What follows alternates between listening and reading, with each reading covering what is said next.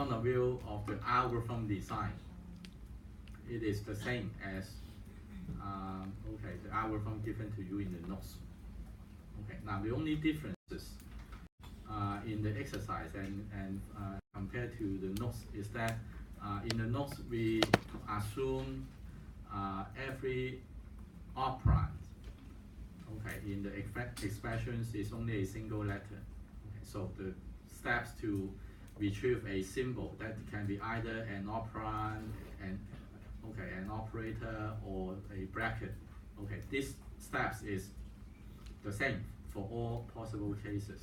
Okay, now in the exercise, we change the input format such that we want to deal with real life arithmetic expressions. Okay, so the operands are numbers. It can be negative values and it can have multiple characters. Okay, now to solve that problem, I hope that you can spend a minute to look at the other functions that are provided to you in the exercise. Okay, and tries to find out the way to decide your program. Okay, in the future you need to write everything yourself, how you are going to organize your program. So here basically, if you need to check whether or not a particular symbol is a operator or operand, and if the test is not a single statement, then you may like to put it in a function. Okay, and in particular for the steps to extract an operand from the input. Okay, now in that process, when we are scanning the infix expressions from left to right, whenever we extract certain item from the expression, we want to advance the index pointer accordingly. Okay, now if the symbol is only one character, then to advance the index will be simple. You only need to have a post-increment operator. Okay, however, if you are going to take a multi-character symbol from the input, then you may like to put it in a function and pass the index by reference, such that you start the extraction of the symbol at the given position, and then the index is advanced to the character after the symbol. Okay, so typically this is more or less the same as the scene operators that you receive a token from keyboard, or the scanf function that you extract a data value of a certain type from the input. Okay, so basically the idea is very much alike. Okay, so here to extract the operands, then you need to consider in the input what are the requirements. Okay, how an operand can be delimited. Okay, so an operand can be delimited by a space character, or it can be delimited by a bracket. Okay, so that's why we detect the delimiter.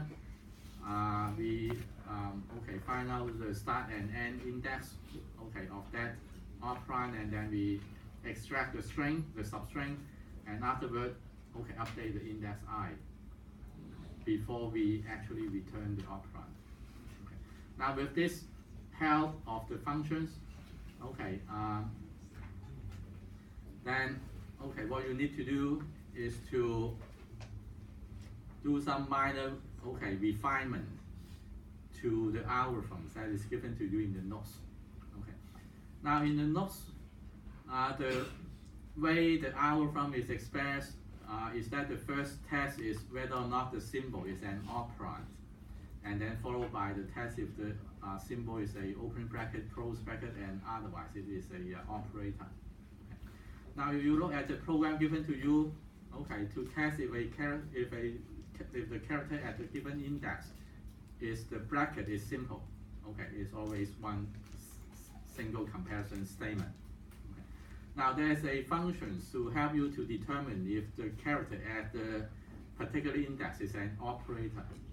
Okay, but we don't have a function to test if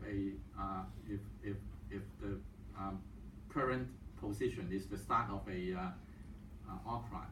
Okay, so in that case, we will reorganize the if-else statement within the while loop. Okay, such that we will test the other possibilities. Okay, if none of the other possibilities is true, then by default it is an operand.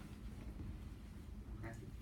Now in the input, we also have space characters. Okay, so we have 4 possibilities. It can be a space, it can be a bracket, it can be operator, it can be operand. Okay. Now if it is a space character, we don't need to do anything. We just increment the index pointer. Okay. And also we don't need to put a loop here, because after increment we come back to the loop, okay, to inspect the next character. Okay, so there's no need to put another while statement. It will do the same thing. Okay, if you are using the outer while loop. Okay. Now if it's not a space character, okay, then we can test if it is a operator. Now if it's a operator, then what you need to do is is identical to the steps, okay, in the nodes. Now if it's a open bracket, okay, then push it onto the stack and increment the index I. If it's closed bracket, you go to the stack, okay, take out all the operators until you see the open bracket.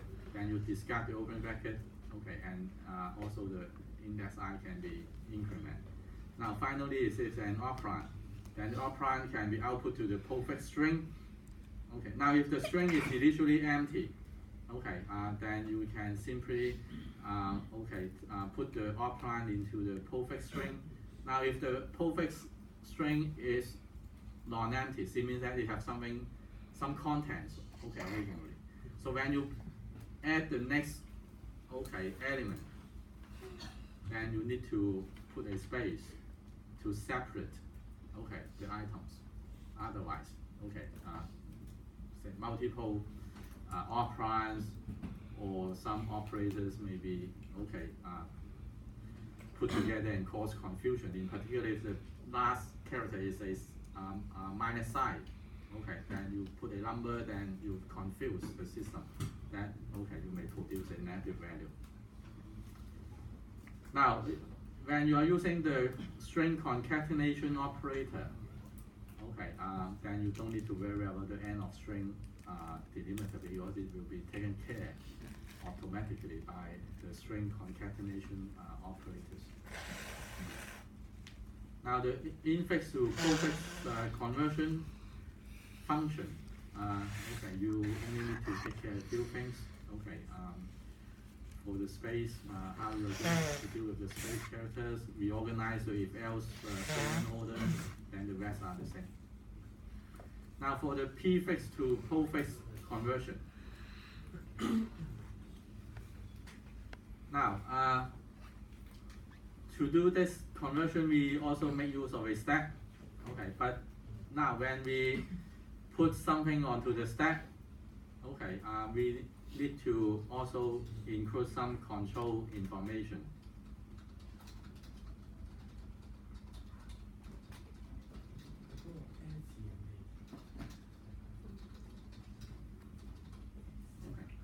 So we need to associate an integer count value together with the operator that we save in the stack. It will tell us how many operands that are related to this operator that we have seen so far. Now in the prefix expression format, the operator is placed before the operands. But in the postfix format, the operator is placed after the operands. So it means that before you output the operator, to the postfix expression, you need to see the 2 operands related to this operator. Then you can output it. Now, the loop okay, is similar. Now, if the character at the current index is a space character, you just increment I. Otherwise, if it is a operator, okay, then you put that operators into a variable, okay, of the type stack item, okay, because every time you put an item onto the stack, it must match the data type, okay, so you need to create a variable, okay, of this type, okay, that is x here. So we okay, assign the operator value and set the count value to 0. We haven't seen any operands related to this operator, okay, at that moment. We push it onto the stack, okay, then we continue. Okay. Now, if it is a operand, okay, now for infix and postfix expression, there is no bracket, okay, so we don't need to consider the bracket. So we only have 3 choices left: space character, operator, or operand. Okay, now if it's not space, if it's not operator, then it's operand. Now we extract the operand. Okay, and the operand is ready for output to the postfix expression. Okay, now once again, if the expression is empty, we just put it to the expressions. Otherwise, we do a concatenation and okay, put a space character in between. Okay, the components already in the expression and the operand. Now, then we start to process the operators in the stack. Okay, every time you call stack top, you must make sure that the stack is not empty. Otherwise, you have okay, the exceptions. I think many of you have okay experienced that exception. Okay. Now, as long as the stack is not empty, okay, then the operand that you have just seen is related to the operator at top of stack. Okay. Then the count value of the top of stack operator is increment. Now, after the increment, if the count value becomes 2, it means that that operator is ready for output. Okay, then you take it out. Okay, append it to the postfix expressions, and then you come back to the loop, because now this operator, when you say that you can output it to the postfix expression, is the same as the case that that operators can be evaluated. Okay, and it will produce okay a result. Okay, that result is an operand, and that operand is related to the operator at top of stack if the stack is not empty. Okay, so as long as the stack is not empty, then the count value is increment. And if the count is equal to 2, take it out, come back to the loop. Now, if the count value is not equal to 2, okay, that is equal to 1. Okay, then it means that the top of stack operator is not ready for output. Then it is the same for all the other operators if they are handy in the stack. Okay, then we break out of the inner while loop. Okay. So when after we have seen the last operand, okay, in the or the last items, okay, in the prefix expressions, the stack is supposed to be empty. Okay, there's no further cleanup need to be done.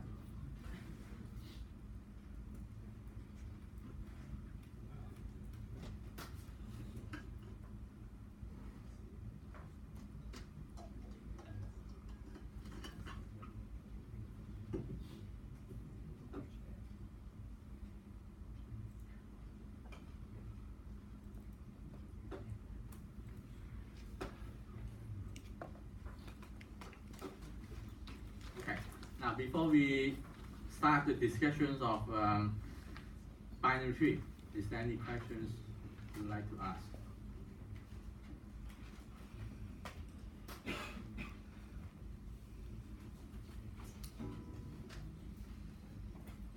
No questions?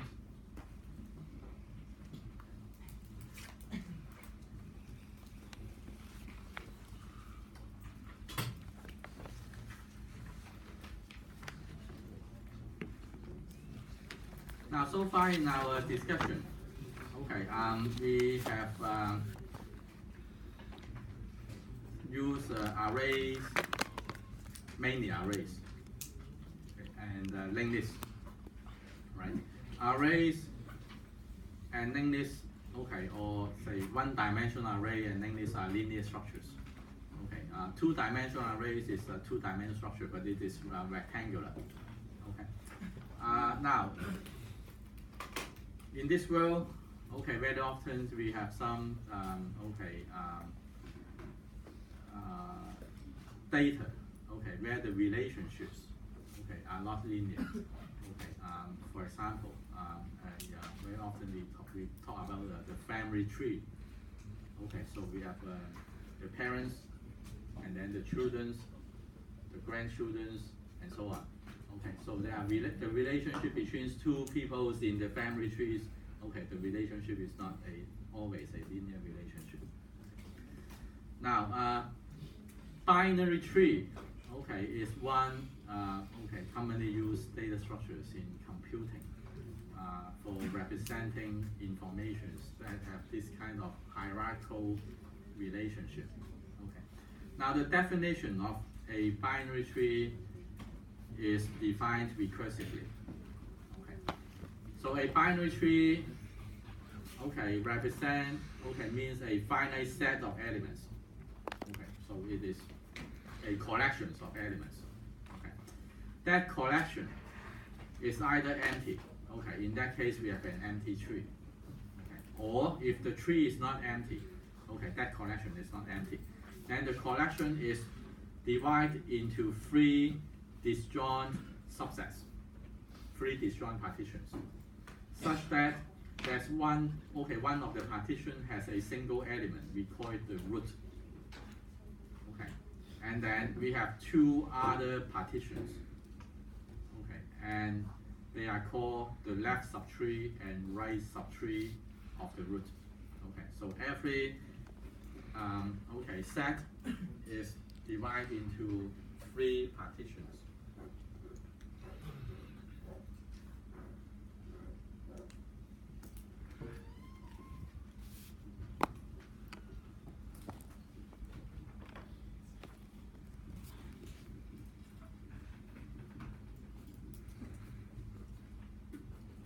So graphically, okay, we often draw a tree in this form. Okay, this is the root. The root is put at the top, and the left and right subtrees are put on the left-hand side and right-hand side together.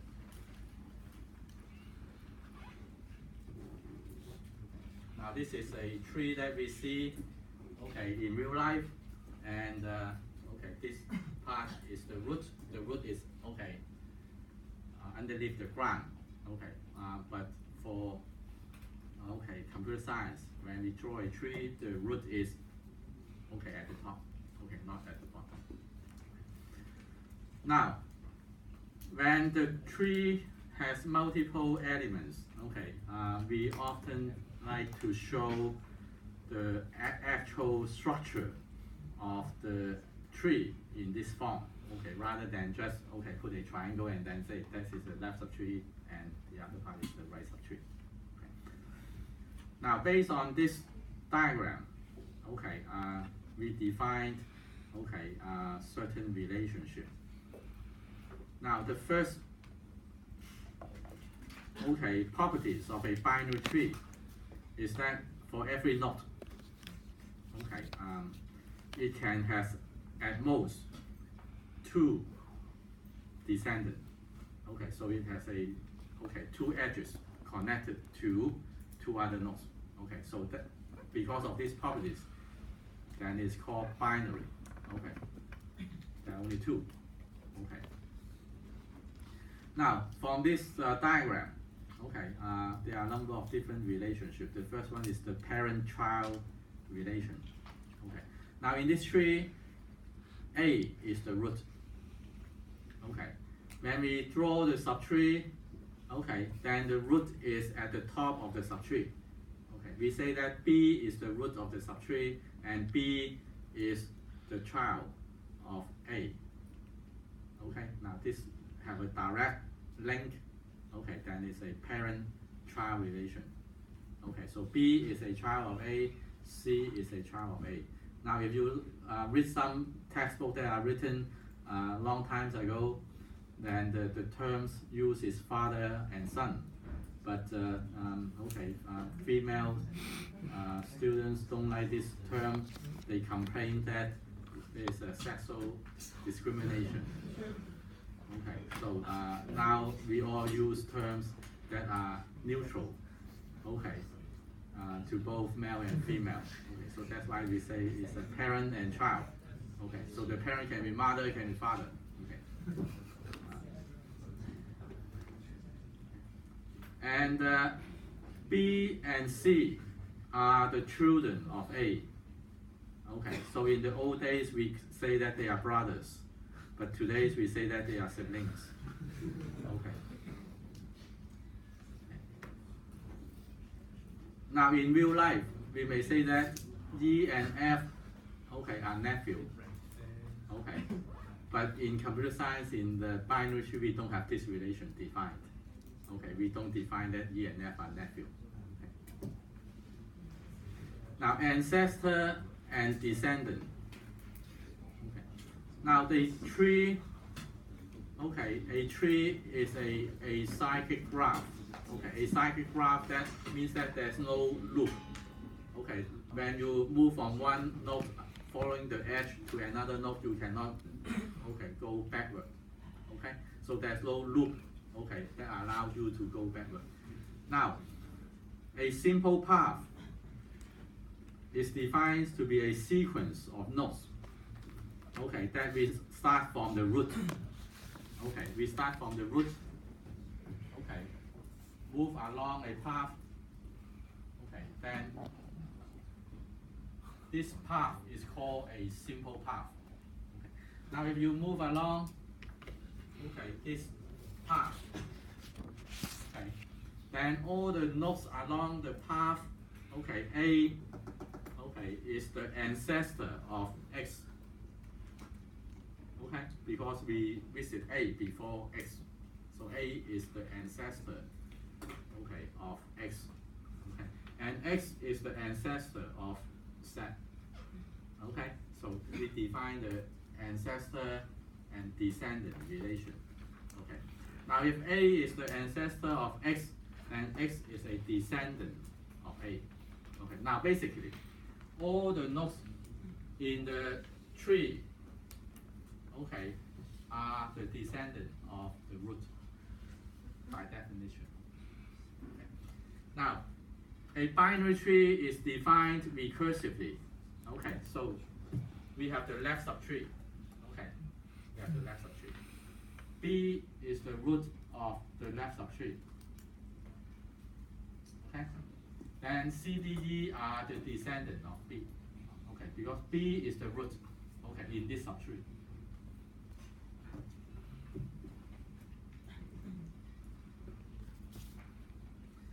Now the degree of a node. Okay, the degree of a node means that, okay, the number of children, okay, of a node, or the number of edges that you see in the diagram. Now the degree of A is 2. Okay, A has 2 children. The degree of B is 1. Okay, because B only has 1 child. Okay, and the degree of E is 0, because E has no children or no descendant. Okay. Now, for nodes, okay, with degree 0, they are called leaf node. Okay, so D, E, U, T, Y are leaf nodes, or they are also called terminal nodes. Okay, so if you perform a traversal, okay, when you reach that node, you cannot go further down. Then it's a terminal. Okay, so it means a terminal node. Now the other nodes, okay, the other nodes that, okay, have 1 or more child, okay, then they are called non-leaf node, or non-terminal node, or internal node. Okay, so They are different terms, but they mean the same thing. Now, the degree of a knot in a binary tree can only have 3 possible values, 0, 1, or 2. Okay. You cannot have a knot with degree 3, 4, 5. Okay. If this is the case, then your data structure is not a binary tree. Okay, it is something else. Okay. Now, if every internal knot in a binary tree has, having degree 2, meaning that it is either a leaf node or it is a internal node with 2 children, then we call this tree strictly binary. Okay, so it means that we don't have nodes with degree 1. Okay, in the tree, then it is strictly binary. Now, the next definition is the level of a knot. Okay. Now, when we talk about the level of a knot, there are 2 conventions that different authors use. The first convention is to label the level starting from 0. Okay, so the level of the root is at 0. Okay, then the children of the root are at level 1, and so on. Okay. Now the other convention is to define the root at level 1. Okay, so it is a matter of you start the counting from 0 or you start the counting from 1. Now, the next thing is the numbering of the nodes. Okay, so when you have a binary tree, you can assign a node number to the tree. Now the numbering of a node is done in a way that we start from the root, and then level by level. On each level, we do the numbering from left to right. Okay. Now, when you do the numbering, if you draw out the tree, a full tree. That means that every node have 2 children until you reach the target level and fill all the nodes on the target level. And then you start the numbering. Now, if all the nodes in the tree exist and corresponds to the node number from 0 to n-1, then it is called a complete binary tree. So it means that the tree is all filled up, all the nodes, possible node positions in the tree are filled up. Then we call it a complete binary tree. Now, the other things about this complete and almost complete.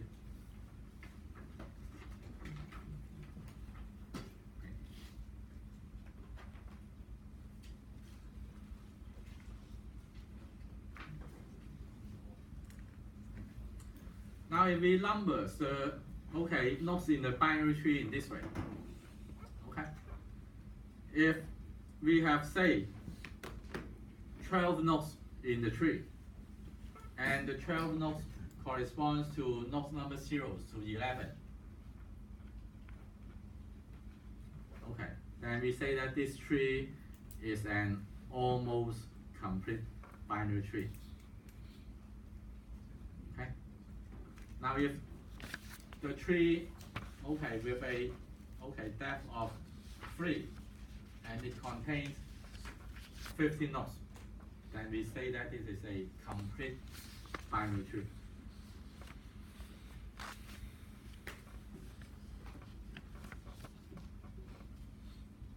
Now, if you have a tree, where you don't have, node number, 11 and 12. Now in this tree, you have 13 nodes. You have 13 nodes. But the node does not correspond to node number 0s to 12. Then this tree is not an almost complete binary tree because it does not fill up the node positions, okay, from zeros up to n minus 1. Okay, then they say that it's not an almost complete binary tree.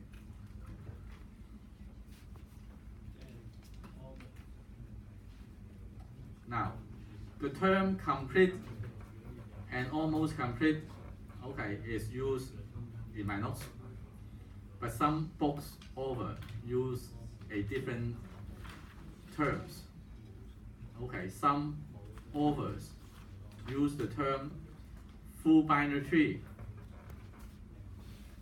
to represent a complete binary tree, and use the term complete binary tree to represent an almost complete binary tree. Okay. Well, there are multiple words that have similar meanings. So when you read a book, you have to first of all see the definition. Okay. Otherwise, you just can't take the terms being used by that particular author. Now let's come back to the definition of the depth or the height of a binary tree. Okay. Now,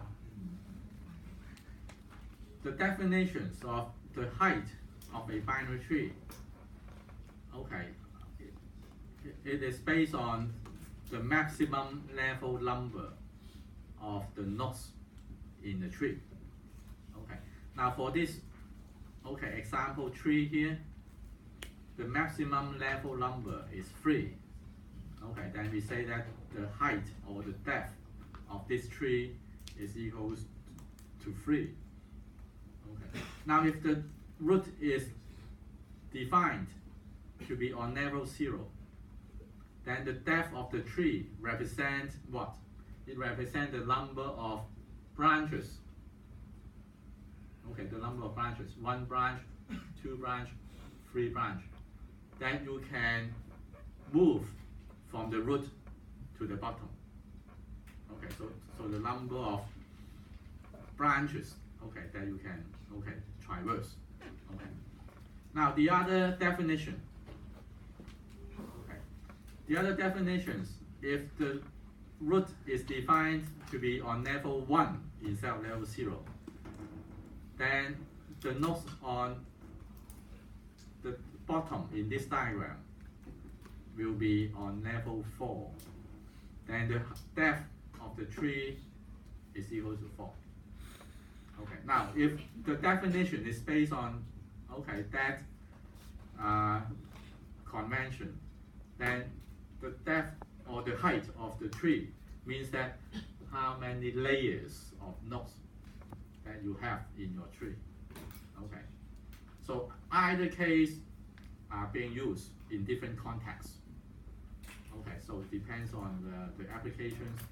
Some of the times, the definition based on the number of layers of nodes is more appropriate, but some of the times it's based on the number of branches is more appropriate.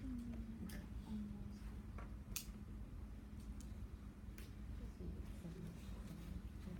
Now, if the definitions of the depth of the tree is based on the first case where the root is on level 0, then the maximum number of nodes in a binary tree of depth k is equals to 2 to the power k plus 1 minus 1. Okay. Now if you define the height of the tree based on definition 2, then the maximum number of nodes in a binary tree with height k is 2 to the power k minus 1. Okay, so the only difference is that whether you have this k plus 1 or k itself. Okay. Now, so far we have seen some definitions. Then we, before we move on, we will see, the way that we can represent a binary tree in a program. Now, the first way to represent a tree in a program is to use an array representation.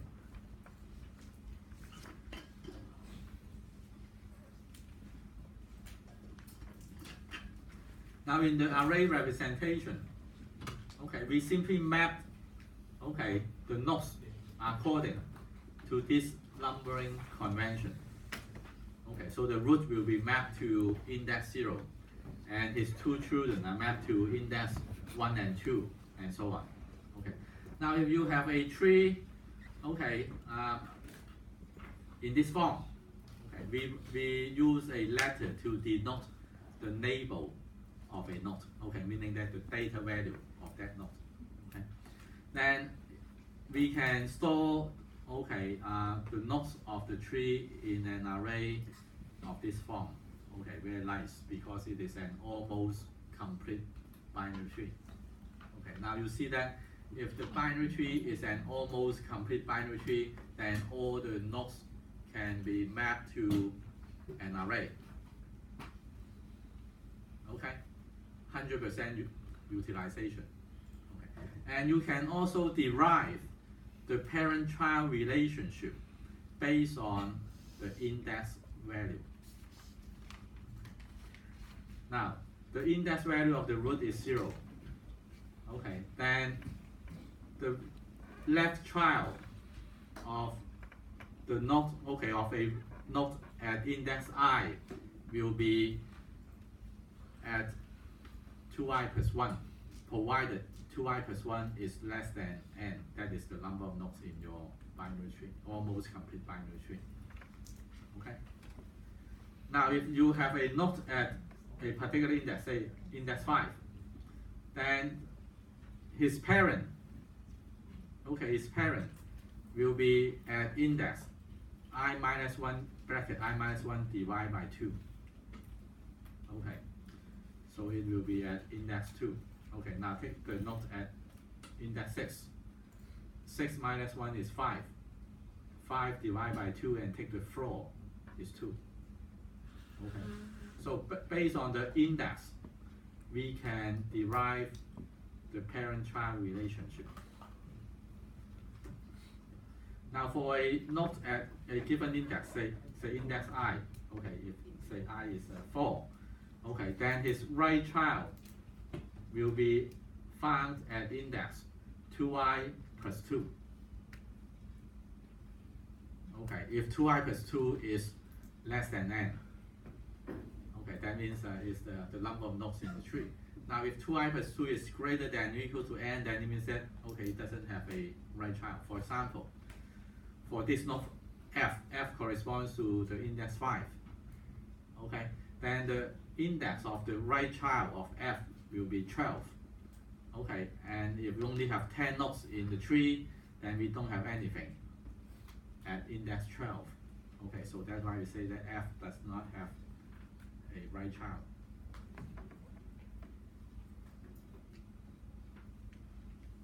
Now, in general, if the tree is not an almost complete binary tree, then representing the data structures using an array is not space efficient. Now, for example, if we have a tree structure like this, and we store the nodes, the data in an array, then what happens is that there are many of the slots in the array are empty. Okay, they will not be used.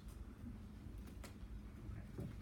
So in general, it depends on the depth, okay, of the tree. Okay, so the size of the array will grow exponentially, okay, according to 2 to the power k.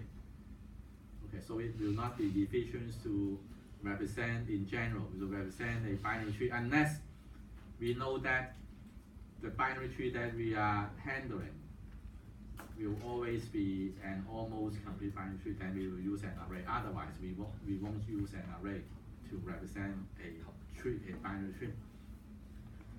Now, the usual way that we use to represent a binary tree in a program, okay, is to use the linked representation. So we use pointers.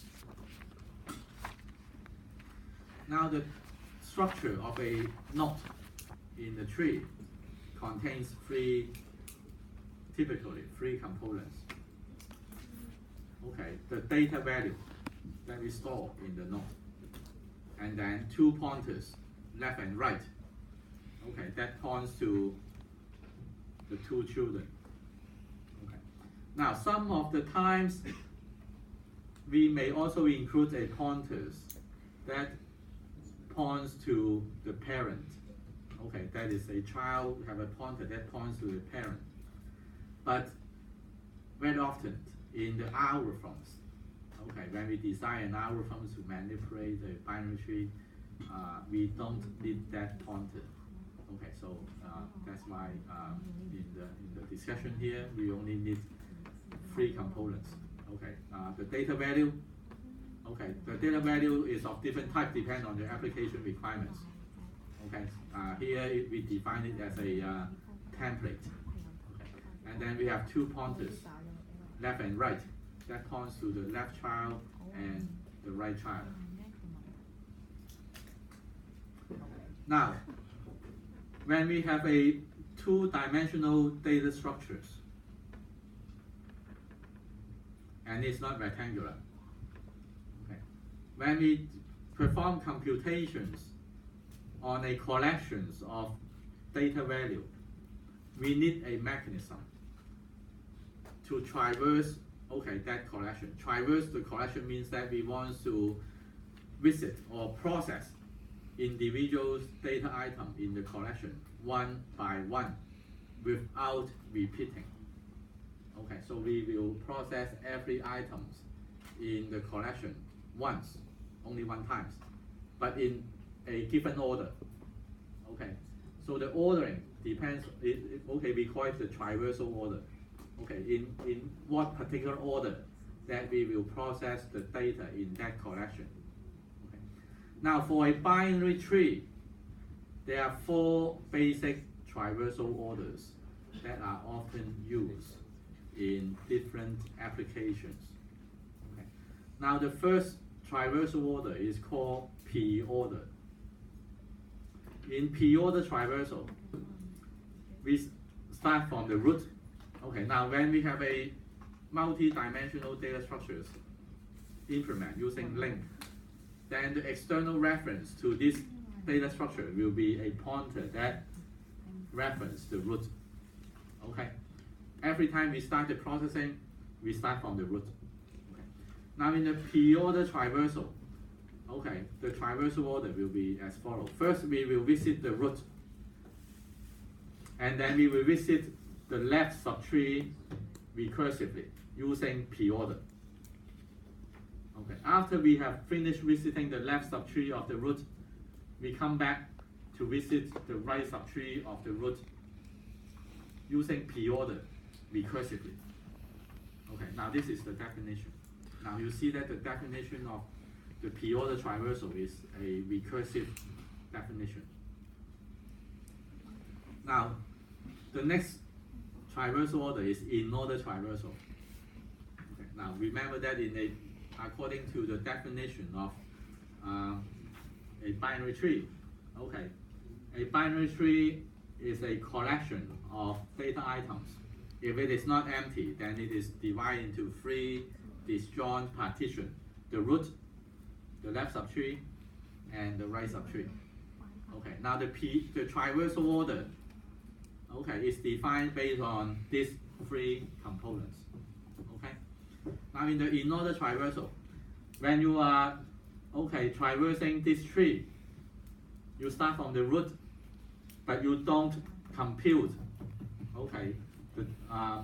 Perform the computation using the value at the root. Instead, you will first visit his left subtree in order recursively. After you have finished doing the computations related to the left subtree, then you come back to process the root.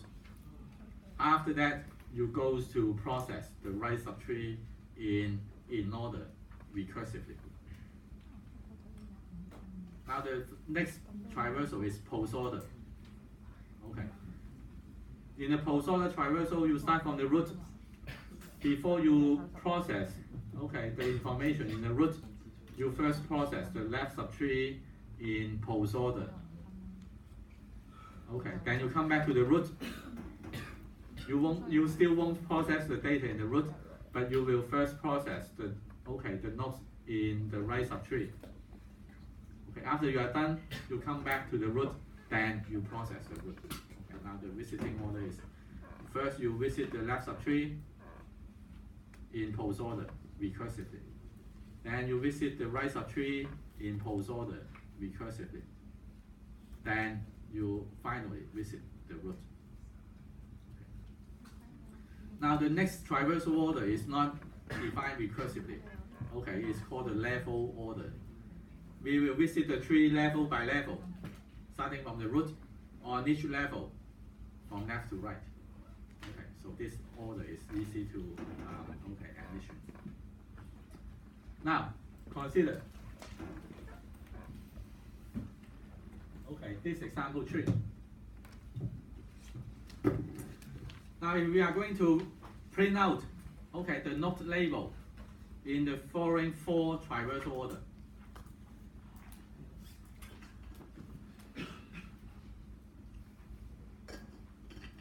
Okay. Now let's start from the simplest case, the level order. Okay. Now in the level order traversal, the first label that you will output will be A, and then B, X, C, Z, Y, D, E, U, T. Okay? Simple enough, right? You go level by level. On each level, left to right.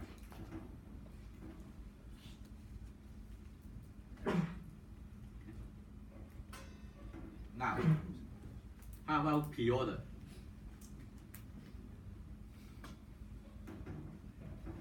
In p-order traversal, definition. We start from the root. First, we visit the root. Okay. So now, in this case, if we are going to print out the labels, then visit means that we do the print operation. Now, in p-order traversal, we start from the root. So we will print the root first. So the first label that we output is A. Then we will print is left subtree. So we will have B, C, D, E.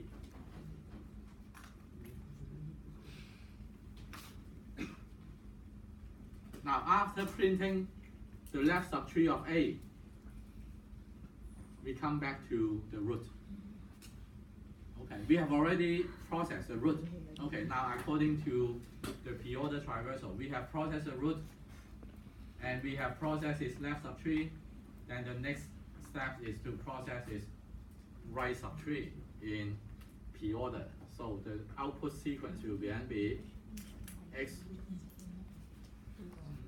Z, U, T, Y.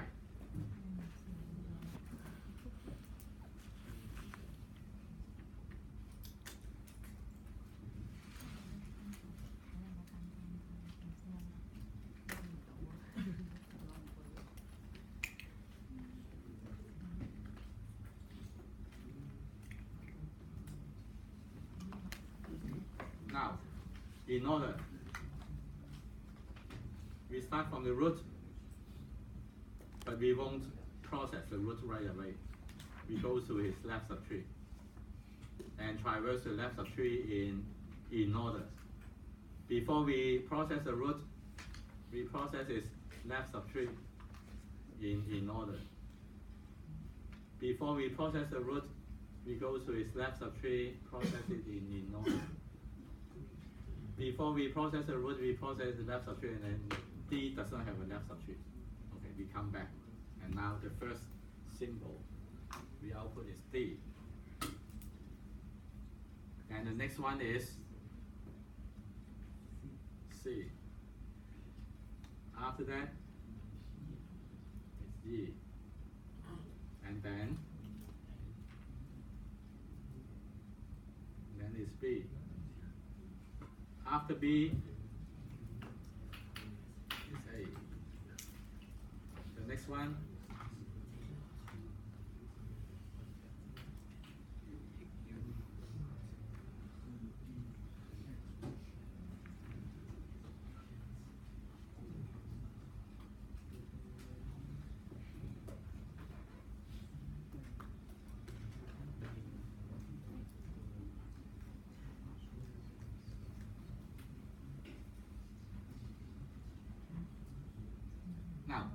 post order.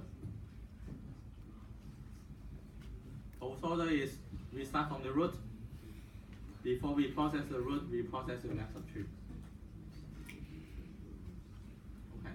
After we process the left subtree, we come back to the root. Before we process the root, we process the right subtree. After we process the right subtree, then we process the root. Now the first output symbol is which one?